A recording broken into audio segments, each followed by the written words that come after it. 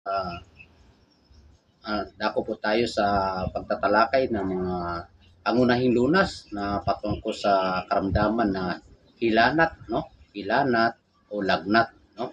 Ang lagnat ay bunga ng pagtaas ng temperatura ng katawan. Mayroon po tayong apat na mga pamamaagi o pamamaraan na kung saan ay ito'y makakatulong naman sa ating mga pangailangan sa oras ng mga ganitong mga karamdaman, no?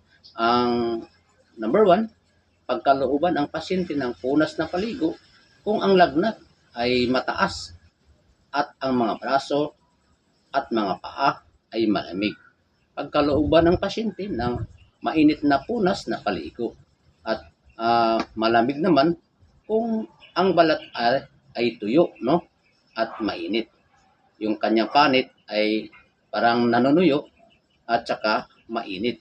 Malamig naman um, na paligo, yun ang gagawin mga kapatid.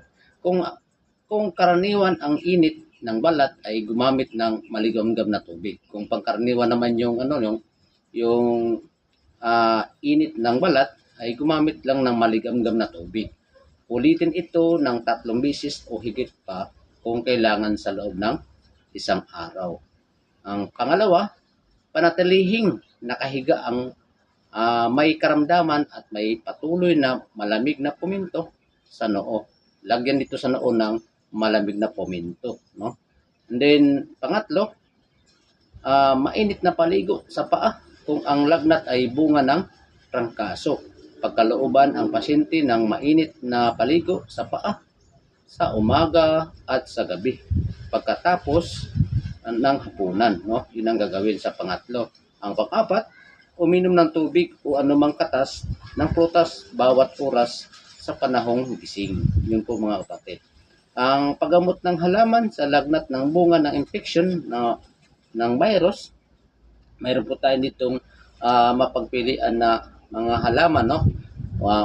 Una-una, yung infection sa bunga ng virus mga kapatid ay number one, suka, no? Lagyan ng 2 kutsarang suka ang isang palanggana ng malamig na tubig. And then, gamitin ito pang puminto sa noo kung walang yelo. At pangalawa, yung balimbing, pakuluan ng 10 minuto ang 2 tasa na tinadtad na dahon sa kalahating galong tubig. Salain, palamigin sa loob ng 2 oras. Ang gagawin, gamitin ito para sa malamig na puminto kung walang yelo. Ang pangatlo ay yung kamyas, no? Kamyas. Ang kamyas ay pakuluan ng 15 minuto ang 3 tasa na tinadtad na sariwang dahon sa isang galong tubig. Salain, gamitin ang tubig para sa malamig o mainit na punas na paligo.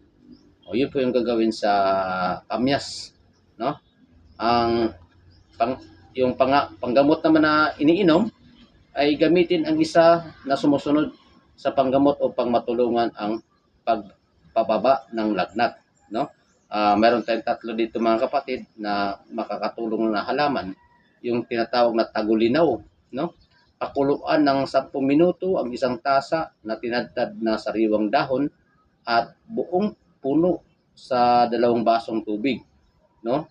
Ang dosis sa matanda, 1 tasa bawat 4 na oras. Sa bata naman na sanggol ay 1 kutsara bawat 4 na oras. Sa edad naman na 2 hanggang 6 na taon ay 1/4 sa tasa bawat 4 na oras. At sa edad naman na 7 hanggang 12 taong gulang ay kalahati sa tasa bawat 4 na oras. Sa okra naman, yung buto, no? Magsangag ng mga tuyong buto at dikdikin ng pino.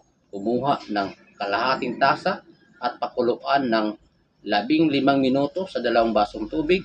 Palamigin at salain. Ang dosis sa matanda, 1 tasa, 3 ulit maghapon pagkatapos kumain. At sa bata naman na sanggol, 1 kutsara, 3 ulit maghapon pagkatapos kumain. At sa edad naman na 2 hanggang 6 na taong gulang ay 1/4 sa tasa, 3 ulit maghapon pagkatapos kumain. At sa edad naman na 7 hanggang 12 taong gulang, kalahati sa tasa, 3 ulit maghapon pagkatapos kumain. At sa lagundi, no? Lagundi naman tayo. Ang lagundi ay pakuluan ng 15 minuto ang 4 na kutsarang tinadtad na tuyong dahon o 6 na kutsarang tinadtad na sariwang dahon sa 2 basong tubig. Sa matanda, 1 tasa bawat 4 na oras. Sa bata naman na sanggol ay 1 kutsara bawat 4 na oras. At sa edad naman na 7 hanggang 12 taong gulang, kalahati sa tasa bawat 4 na oras. Yun po ang gagawin mga kapatid sa may ganito mga karamdaman na mga hilanat o lagnat. No? At naway ito'y makatulong sa ating mga pangaraw-araw, ating mga buhay kung mayroon tayong may counter na mga karamdaman na kagaya nito. At maraming salamat po sa inyong patuloy na pagsubaybay.